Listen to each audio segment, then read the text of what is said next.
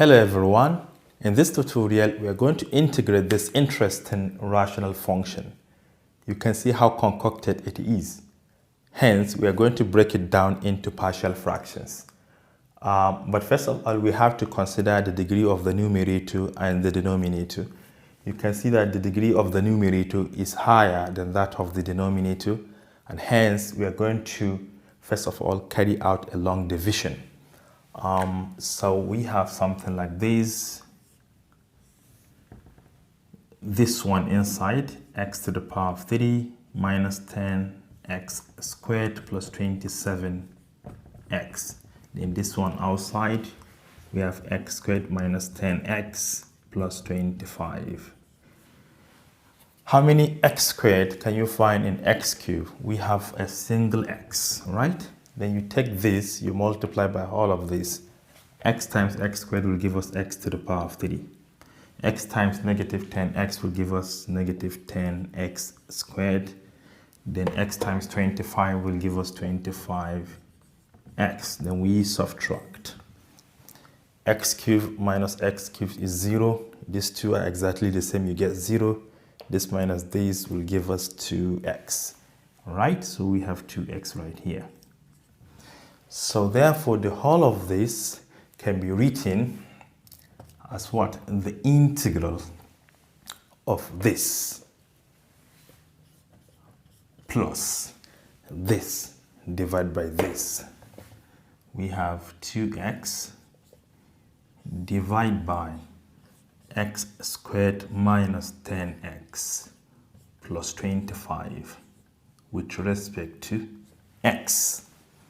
Again, we are going to break this down into partial fraction. Forget about this one. Let's pay attention to this. I know it is the same thing as 2x divided by, this is a perfect squared quadratic expression because half of negative 10 is negative 5. Negative 5 squared is 25. So the whole of this is just x minus 5 squared. To break it down into partial fraction, you can see that this is a repeated factor, right? Linear to the power of 2. So it can be written as a divided by x minus 5 without power, then plus b divided by x minus 5 with its power 2. If it is to the power of 3, next one will be c divided by x minus 5 to the power of 3. So let us multiply all of these 3 times by this denominator. The moment you multiply this by x minus 5 to the power of 2, it will cancel, leaving only 2x. This is equal to, this time this, I think this has a power of 1. It will cancel 1 here. We still have x minus 5 times a plus. The whole of this will cancel this since they are the same. We only have b. So now let us expand this one. If you expand, you have x times a, which is ax minus 5a, then plus b. These are constants because they do not have any x, but this has an x. So what is the coefficient of x to the left? 2. Coefficient of x to the right? A. Hence, a is equal to 2. Then the constants, we do not have any constant to the left. It implies that the whole of this negative 5a plus b is equal to 0. But we have seen that a is what? 2. You plug it here. You have negative 5 times 2 is negative 10. The moment you take it to the other side, it becomes positive 10. You can see that b is equal to 10. All you have to do is to take this a and b, you plug them back here. A is 2 and b is 10. All right, therefore I can write this one as the integral of x plus, the whole of this is the same thing as that, plus 2 divided by x minus 5 plus 10 divided by x minus 5 whole squared. Everything here with respect to x. If you like, you can integrate them term by term, or you can carry it all along. All right, the first one, naturally it has a power of 1. Remember the formula, right? If you have x raised to the power of n, you want to integrate it, it becomes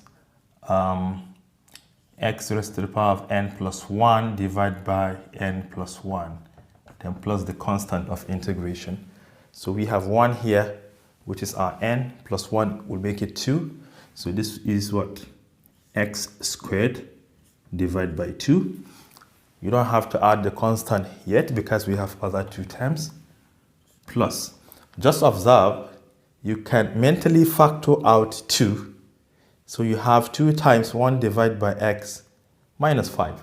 So whenever you have a situation where the derivative of the bottom is exactly as the top, because the derivative of x minus 5 will give us 1. So we have that 2, which I have factored out, 1 over x minus 5. The derivative of x minus 5 is 1, the same thing as the top. It will be what? The natural log of the absolute value of that denominator, x minus 5. Plus the last one here. You can also do this mentally. If you factor out 10, should I bring it outside? 10. What I have will be what? X minus 5 raised to the power of negative 2. Negative 2, using the same formula, plus 1 will be negative 1. You divide by that negative 1. So this is going to be negative. Right? So it will become what? X minus 5 raised to the power of negative 1, which you can drop it down. It becomes positive 1. Something like times 1 divided by x minus 5. So altogether, this is the same thing as minus 10 over x minus 5. Minus 10 divided by x minus 5. Then plus the constant of integration. And hence, this is said to be the solution to this problem. As simple as that. Thank you for watching. Do share to your learning colleagues. And don't forget to subscribe to my YouTube channel for more exciting videos. Bye-bye.